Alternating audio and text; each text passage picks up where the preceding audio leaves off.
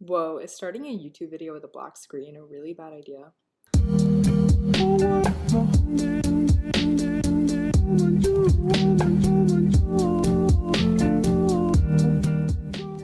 Okay, so I created an intro to this video, but I said it was about a lot of things that it actually never ended up being about. This is a video about my past relationships, and embedded in this video and me talking about my past experiences is also some relationship advice. And I'm posting this because I don't see a lot of really honest content out there about people talking about their relationships. I'm really proud of the relationships that I've been in because I've always felt really true to myself, and I've always felt really respected with the people that I've been with. And I wish that there was more content like this on the internet. So like and subscribe to my channel and click that notification button so you can get notified. And without further ado, let's get started with this video. So let me get started by talking about my past relationship. I never had a boyfriend in high school or in middle school. My first relationship was actually last year at the age of 22. So all of you people out there thinking that you're too old to fall in love or be in a relationship or have sex for the first time, it's just not true.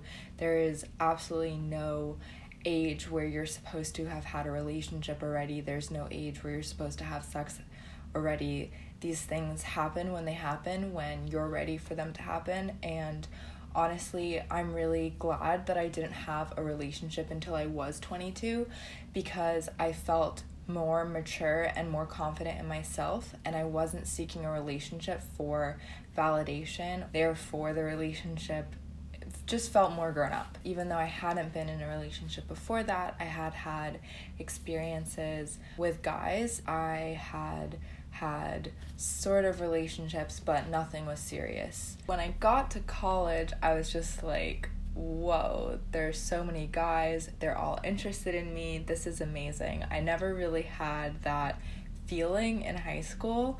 I had a lot of guy friends, but nothing ever more than that in high school. And getting to college was just so exciting because I would go out and I would meet a guy and we would hang out and we would spend some time together. It just felt really good. It was really empowering and it made me feel more comfortable in my skin. I don't think that it was necessarily about needing anything. It was just sort of an awakening of my sexuality. Midway through all of that, after having a bunch of experiences with a bunch of different kinds of people, I was like, okay, now I'm really feeling like I don't want to have an experience with someone and then never talk to them again, wake up in the morning and they're not there. That's just not what I want anymore. It was great while I had it, but I definitely was looking for something a bit more than that. Fast forward to sophomore year, I started using Tinder and I actually matched with someone. We're talking for 2 weeks. We were really hitting it off. We were texting.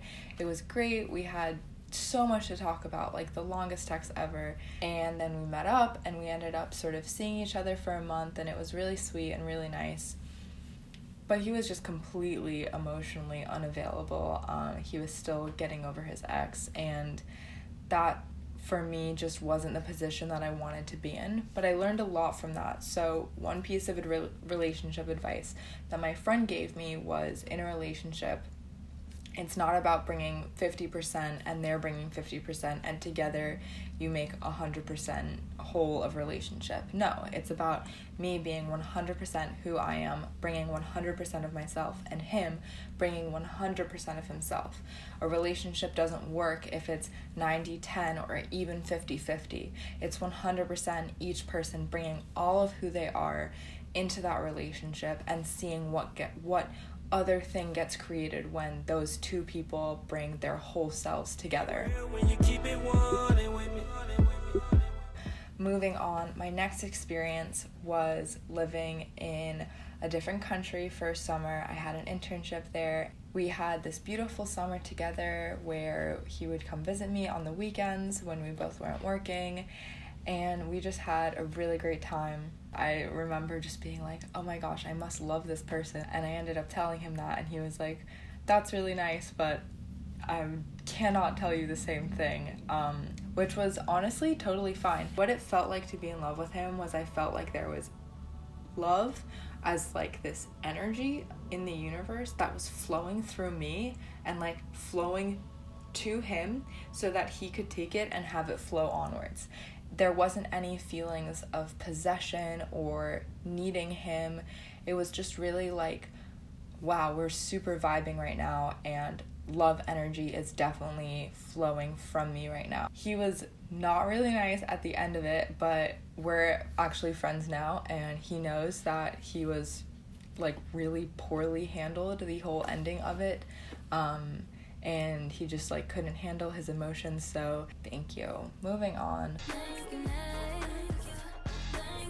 My first relationship, which was an official relationship, started last summer. We were both working in the same place. It was just the most amazing experience. Even though it hurts breaking up with someone, like I would have picked to have that experience over and over again. I think because we were both a bit older and a bit more perhaps mature, it really like wasn't an abusive relationship. And I say that because I feel like a lot of people I know have had abusive relationships or find themselves, after having broken up, reflecting on it and saying, wow, that wasn't a great relationship. Like, there was a lot of really unhealthy things happening there. And I think there are obviously going to be unhealthy aspects of relationships.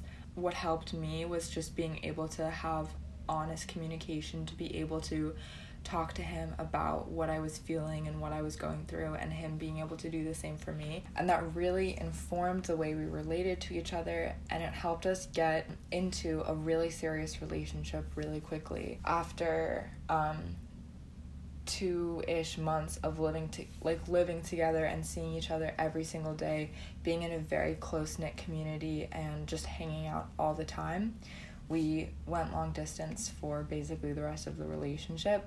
It was really nice. He ended up coming to visit me where I was going to school in California, and I went to visit him where he lives in Mexico. Being able to be in a cross-cultural relationship that also worked in different situations, and not only in the US, which is where the relationship started, but also in Mexico, was very validating for the strength of the relationship. But in the end, after being long distance for 3 months and then facing the COVID pandemic where we wouldn't know if we were going to ever be able to see each other again, we sort of went from friends to just like not really talking anymore. And I think that was probably helpful for both of us, because I think that we had invested a lot into each other.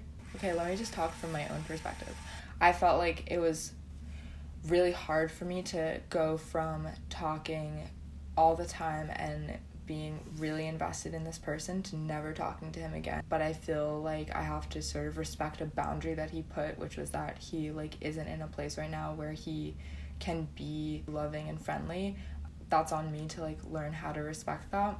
I'm the kind of person that once I love you, I will always love you, but I also don't have to express that all the time to everyone who I love, and that is love as well. Like, love is respecting boundaries.